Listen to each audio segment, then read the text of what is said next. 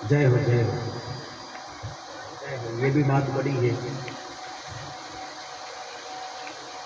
बोलो राजा रामचंद्र भगवान की, श्री हनुमान जी महाराज की।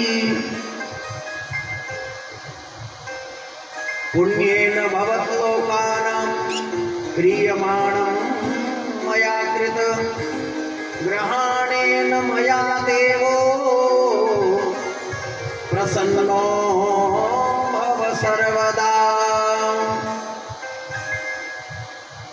ब्रह्मा जी ने सृष्टि करी। सृष्टि करने में दसम तत्र नारद, पहले सप्त ऋषियों को जन्म दिया। कर्दम ऋषि, अत्रि, पुलह, पुलस्त, क्रतु आदि ऋषियों को जन्म देने के बाद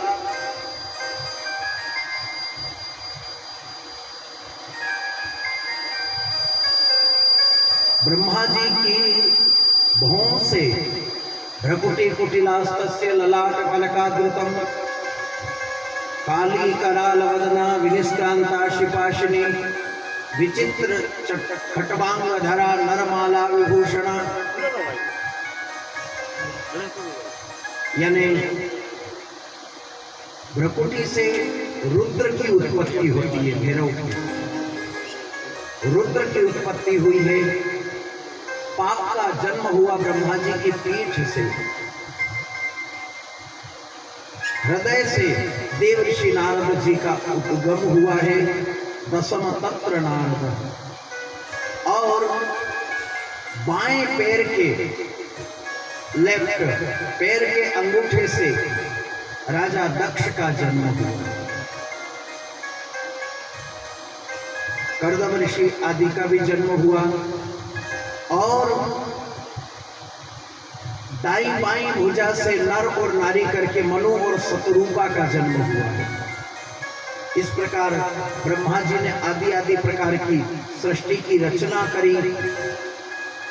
कमल के पुष्प के ऊपर विराजमान थे ब्रह्मा जी। कुछ समय बीता, ब्रह्मा जी के मन में एक विचार आया कि एक पद्मावती एक कन्या को, ऐसी सुंदर वर्णा कन्या को जन्म दूं। ब्रह्मा जी कन्या को जन्म दिया कमल के पुष्प की पंखड़ी से। उन्हीं के कमल की पुष्प की पंखड़ी से उसका जन्म हुआ, प्राकट्य हुआ, जिसका नाम पद्मावती रखा गया। पद्मावती इतनी सुंदर और इतनी गुणवान थी, इतने लावण्य गुण रूपा थी, ब्रह्मा जी भी दिग्मोहित हो गए कन्या को देखकर। चलने लगे। ब्रह्मा जी उनके पीछे पीछे हो गए। इंद्रादि देव तो मोहित हुए ही थे, पर ब्रह्मा जी ने पैदा करी।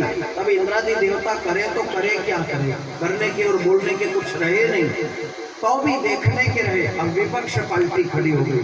ब्रह्मा जी उस कन्या के पीछे पीछे हो लिए तो देवता लोग, इंद्र, वरुण, अग्नि, वायु, कुबेर आदि सभी देवगण विचार करने लगे अब क्या होगा।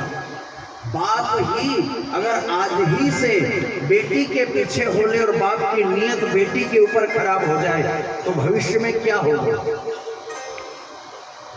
यही विचार करके सभी देवगण, सप्त ऋषिगण भगवान विष्णु के पास में गए। विष्णु ने समझाने की कोशिश करी तो ब्रह्मा जी ने उनको डांट दिया।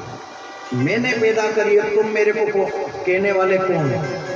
मेरी इच्छा होगी वो करूंगा, तुम मेरे को कौन समझाने वाले? भगवान ने कहा भैया ठीक है, कोई बात नहीं, अब तुम्हारी इच्छा जैसी। वही है सोई जो राम रचि राखा, को करी तर्क है जी। यही विचार करके, मगर भोलेनाथ को देव ऋषि नारद जी ने कहा, और नारद जी ने जब कहा कि सारे हाल को देख कर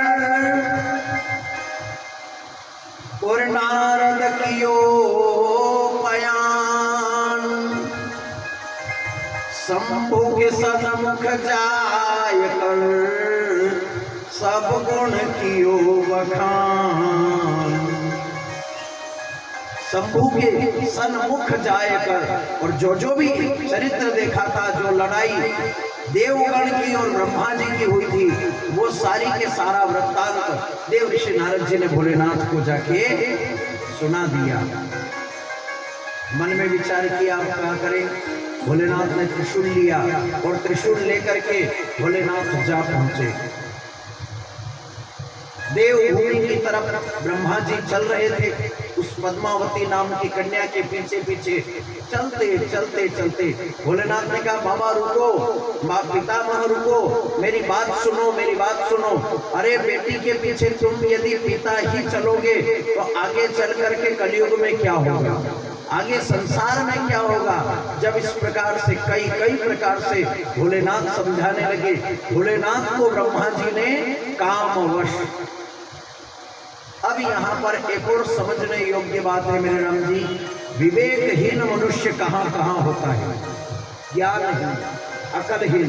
एक तो लोभ प्रवृत्ति में अकल हीन हो जाता है, स्वार्थ में उसको परमार्थ नहीं दिखता है, स्वार्थ में, अपने स्वार्थ, अपने बचत के चक्कर में परमार्थ कुछ नहीं दिखता है। वहां जाकर के बुद्धि विवेकहीन हो जाता है। केवल बुद्धि और ज्ञान रहता भी है तो अपने स्वार्थ का रहता है, विवेकहीन हो जाता है। एक वासना में भी मनुष्य विवेकहीन हो बैठता है, भोग विलासी।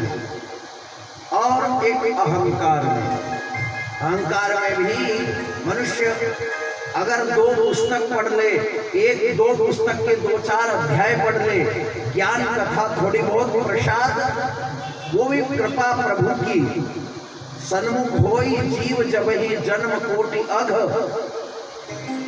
अरे ना बात समझ में। तो परमात्मा की कृपा से थोड़ा बहुत ज्ञान भी आ जाए, मगर हजम होना ये बहुत अलग बात है। ज्ञान पढ़ लेना एक अलग बात है, और उस ज्ञान को पढ़ के द्वारा हजम करना ये अलग बात है। पढ़ने में कभी कभी ये भी हो सकता है कि उसका सार आपको न मिले, केवल पढ़ करके अलग हो जाओगे। लिखा कुछ और है, उसका भाव जो है, उसकी गहराई जो है कुछ और हो जाता है। और फिर क्या करते हैं, अध कच्चा ज्ञान को पकड़ करके हम ये समझते हैं कि हमने सारा याद कर दिया। ठीक है कि गलत है? क्योंकि कथाएं जो होती है, ज्ञान जो होता है, वो केवल ऊपर भी नहीं होता है, अंदर भी रस होता है उसमें। जैसे आम का फल, ठीक है कि नहीं है राम जी? आम का फल ऊपर से कुछ और होता है और अंदर से रसीला कुछ और होता है। हर कथा के 2 भाव निकलते हैं, अध्यात्म भाव और ज्ञान भाव। तो हमारा कहने का तात्पर्य यही है, जो अच्छा अध्यात्म भाव कब मिलेगा, जब तक हम गुरु की शरणागति नहीं जाएंगे। जो मंथन करने वाला है, जो मथने वाला है, जो उस विषय में, उस चीज में परिपक्व है, उसकी गहराई में और हमारे पढ़े लिखे की पढ़ने की गहराई में बहुत कुछ अंतर हो जाता है। शास्त्र 2 पहलू हैं।